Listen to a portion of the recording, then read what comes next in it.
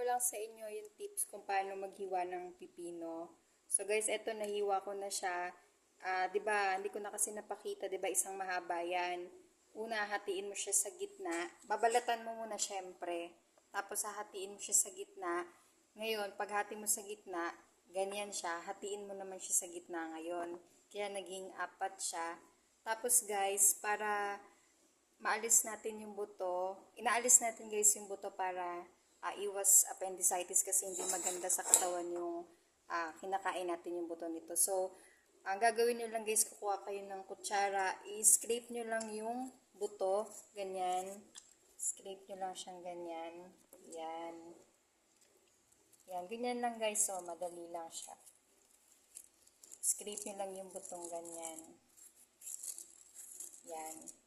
So, pag na-scrape nyo na yung buto, guys, kayo nang bahala kung anong klaseng hiwa yung hihiwain nyo sa pipino nyo.